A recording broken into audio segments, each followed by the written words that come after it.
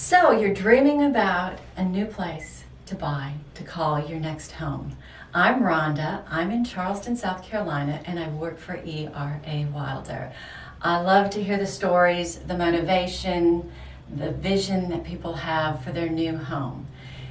In all new home purchases, there are basically 3 steps, and those steps I'm going to drill down for you today, and then I'm also going to give you 10 things that you don't want to do during the home buying process. So in every transaction, we start with the dream, the thought, the planning, everything that you're thinking about you want in your new home. Here I visualized it with my little lamb. He's dreaming peacefully away. He's counted enough sheep to be able to say, hey, I'm going to have a house, one little palm tree, maybe a one-eyed sheepdog to herd us around. That's the dream. Then the final step, the 3rd step as I like to look at it, is the happy homeowner step. And that's when I hand you the keys, the transaction is done, and you are going to move and go open up your tiny home, your condo, your townhome, your McMansion, or your mansion, and call it your own. Now, to get from step 1 to step 3, step 2 has to deal with exchanging something of value for that home that someone else owns and you want to. There are 2 ways typically that this happens. One is you have cash, you have Bitcoin, and you're able to pay cash and make a cash offer. But for the majority of people, there will be a process of working with a lender who will then loan you that money to be able to purchase the house so you can make payments towards owning that house on your own. Those are the 3 basic steps in every transaction that we deal with in real estate. Today, the next thing is to really focus on this mortgage step. In here, there are pitfalls that can happen that you have no clue be there. When you're dealing with the application and the approval process for your loan, there are 10 rules or things that you absolutely do not want to do. If you've bought many homes, bear with me because you might find something new in these numbers also. So first of all, when you make that application, tell the truth. List everything that you have that might be a debt or a liability. It will come out eventually in the approval process.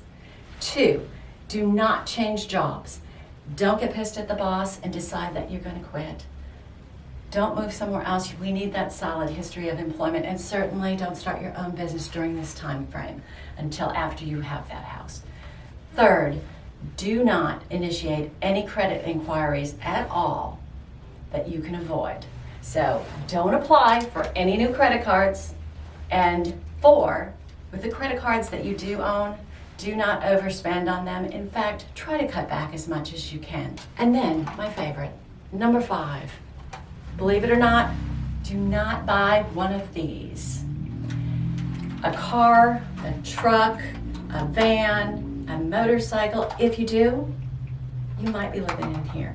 And this does not have a lot of room in it. So do not go out and incur another loan, please. Number 6 is very similar. Don't go out and buy furniture until you get approval from your lender that it's not going to affect you. It's best just to not do it and not take out any other debt during the process of applying for this loan. 7th on my list of things that you do not want to do would be don't spend the money you have saved for your down payment and your closing costs. You will need that at the closing.